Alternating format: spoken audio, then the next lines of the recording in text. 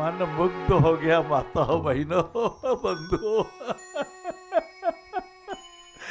मन में सोचा था मैं कहूँगा ऐसे पुष्प जैसा मुस्कुरा ले हम। हाँ, एक बहुत बड़े महान कवि ने कहा था, मुझे फेंक देना उस पथ पर जिस पथ पर जाते वीर अनेक। लाला बाबू माताओं बहनों, पहले आपको नमन कर लूं। अरे बंधुओं का अभिवादन कर लूं, मैं तो धन्य हो गया महाराज। हाँ, आप जैसे संत चरित्र, हाँ, साधु ऐसा चाहिए जैसा शुभ स्वभाव, सार सार को गहरे थोता दे उड़ाए। ऐसे हमारे सभी संत महानुभाव माताओं बहनों के भाइयों के रूप में मिल गए। बहुत बहुत महानता है आपकी।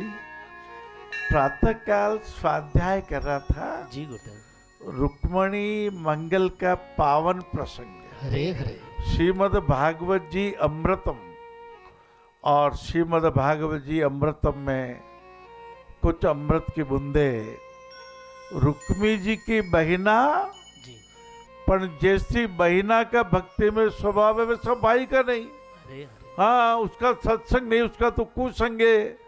कभी शिशुपाल से डीगे बढ़ाता है, कभी कृष्ण भगवान के और किसी दुश्मन को गले लगाता है। हरे हरे। इस संसार में परा अपरा, विद्या अविद्या, महाराज वो कहते हैं दीति और अदिति, जी हरे हरे। दोनों कश्यप ऋषि की धर्मपत्नी, लेकिन अदिति जी को तो देवते ही देवता हुए। हरे हरे। और दीति ने किसको जन्म दिया?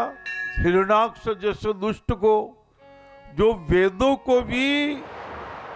का भी जिसने हरण कर लिया ऐसे दुष्ट ने, और पृथ्वी माता को पाताल में ले जाकर छिपा दिया। हरे हरे। और आपसे तो माता बहनों जानते हो, भगवान ने 12 अवतार का रूप धारण किया था। जी लाला बाबू भाइयों बहनों, रुक्मणी मंगल है, वही माता रुक्मणी जी पत्र लिखती है, भगवान कृपा करते हैं।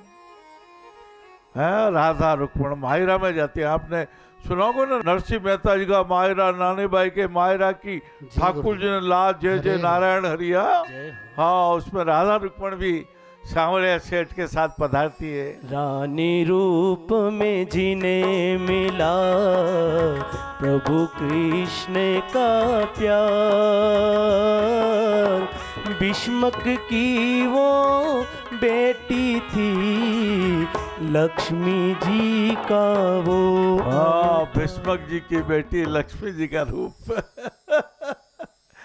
बंधुओं, प्रातः काल उठते ही रोज मुस्कुरा लिया करें। हरे हरे। हाँ, हमारी फितरत ही ऐसी कि मुस्कुराए बिना रह ही नहीं सकते। हरे हरे। हम हंसे बिना बोल ही नहीं सकते। हाँ, क्यों नहीं हंसे, क्यों नहीं मुस्कुराए?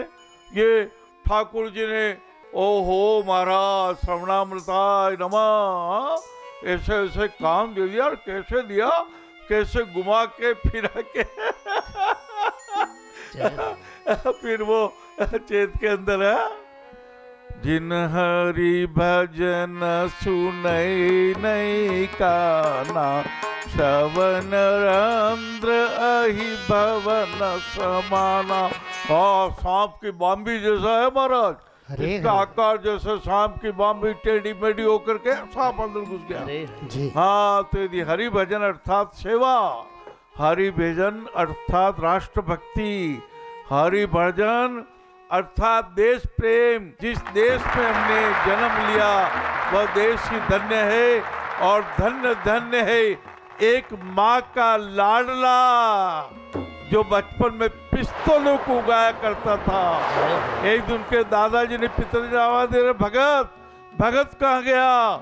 जी मैं पिताजी इधर हूँ, मैं पिस्तौलों को बो रहा हूँ, पिस्तौलों को उगा रहा हूँ। ऐसे शहीद भगत सिंह जब चंद्रशेखर आजाद जी के पास गए, आपने तो ये कथा सुनी है महाराज। मोमबत्ती पे हाथ रख दिया, जी गुरुदेव, हाथ जलता रहा, मांस लपकता रहा, खून टपकता रहा। आजादी के रंग में जिसने दुनिया को रंग डाला, वो भगत सिंह मतवाला, वो भगत सिंह मत वाला। और उसी मत वाले भगत सिंह ने कहा था अपने माता को, माँ हरे हरे। भगत की माँ के आंखों में आंसू अच्छे नहीं लगते माँ। माँ मैं माते पे आंसू पहुँच रहे, माँ मैं फिर आऊंगा, माँ मैं पुनः जन्म लूंगा, मैं बार बार आऊंगा। माँ ने आश्चर्यचकित होकर दुख से पूछा, बेटा मैं तुझे कैसे पहचानूंगी, कैसा मेरा भगत है, कहाँ आया है? अरे माँ वंदे मातरम का नारा सुने, हरे हरे। भारत माता की जय जयकार सुने, देश के बांकुरों की भुजाओं की हुंकार सुने, तू समझ लेना तेरा भगत आया। ये गाथा अमर शहीदों की कुर्बानी और बलिदानों की, किए प्राण नुछावर, किए प्राण नुछावर, देश के हित कण कण में गूंजे गानों की।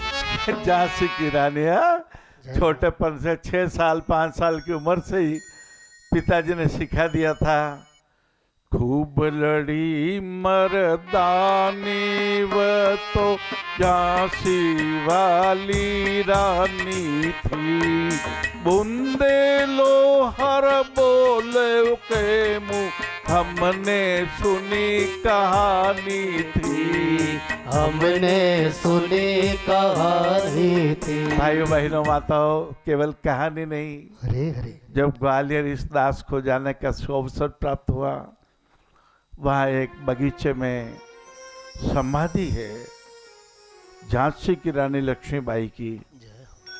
अंग्रेजों ने और गद्दारों ने, देश के दुश्मनों ने पीछे से गोली मार दी थी।